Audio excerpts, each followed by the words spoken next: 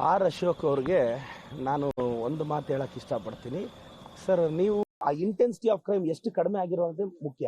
ನಮ್ಮ ಪರಮೇಶ್ವರ ಸಾಹೇಬರು ಆ ಇಲಾಖೆಯನ್ನ ಯಶಸ್ವಿಯಾಗಿ ಮುನ್ನಡೆಸ್ತಿದ್ದಾರೆ. ಆರ್ ಅಶೋಕ್ ಅವ್ರಿಗೆ ಸುಮ್ಮನೆ ಲೈಮ್ ಲೈಟಿಗೆ ಬರಬೇಕು.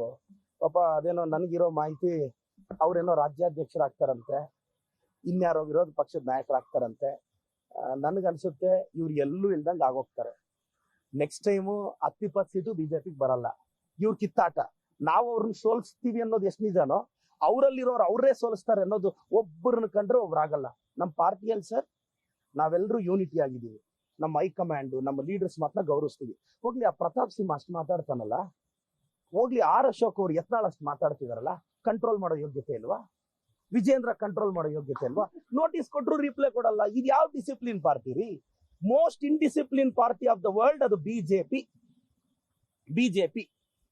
BJP most indiscipline party. Discipline party ನಾವು.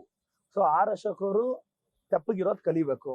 ಈಗ ಬಜೆಟ್ ಬರ್ತಿದೆ, ಯಾವನಾದ್ರೂ ಬಂದು ಒಬ್ಬ ಲೆಟರ್ ಕೊಟ್ಟಿದ್ದಾನೆ, ಸರ್ ಇಂಥ ಯೋಜನೆ ಕೊಡಿ, ಮಿಸ್ಕಿದ್ರೆ ಮೈಸೂರು ಅಂತಾರೆ, ಸ್ಟೇಷನ್ ಅಂತಾರೆ, ಜಾತಿಗಳ ಮಧ್ಯೆ ಕೋಮುಗಲಭೆ ತರ್ತಾರೆ. ನಾಳೆ ಯಾವನಾದ್ರೂ ಹೊಡ್ಕೊಂಡು ಬಡ ಮಕ್ಕಳು ಬೀದಿಗೆ ಬಂದು ಅವ್ರ ಲೈಫ್ ಹಾಳು ಮಾಡ್ಕೊಂಡ್ರೆ ಪ್ರತಾಪ್ ಸಿಂಹ ನೀನ್ ಆಗ್ತೀಯಾ? ಅಶೋಕ್ ಅವರೇ ನೀವ್ ಆಗ್ತೀರಾ? ಸಿ.ಟಿ. ರವಿ ನೀವ್ ಆಗ್ತೀರಾ? ಯತ್ನಾಳ್ ನೀವ್ ಆಗ್ತೀರಾ? ನೀವು ನಿಮ್ ಮಕ್ಕಳು US ಅಲ್ಲಿ UK ಅಲ್ಲಿ ಚೆನ್ನಾಗಿ ಓದ್ಕೊಂಡೇ ಬರ್ತಿದ್ದಾರೆ. ಬಡವ್ರ ಮಕ್ಳೇ ಬೀದಿಗೆ ಬರ್ಬೇಕಲ್ಲ? ಎಲ್ಲ ಏನ್ ಫೈರ್ ಬ್ರ್ಯಾಂಡ್ಗಳು ಅಂತ ಪ್ರೂವ್ ಮಾಡ್ಕೊಳಕ್ ಒಬ್ಬೊಬ್ಬನು ಬಾಯಿ ಚಪಲ, ಬಾಯಿ ತೆವಲುಗಳನ್ನ ಒಳಗಾಕ್ತಾರೆ. It is a verbal diarrhoea. ಅವರೆಲ್ಲ ಮಾಡ್ತಿರೋದು ಅಲ್ವಾ? ವರ್ಬಲ್ ಡಯರಿ ಅಂತ ಕನ್ನಡದಲ್ಲಿ ಅವ್ರನ್ನೇ ಅರ್ಥ ಮಾಡ್ಕೊಳಕ್ಕೆ.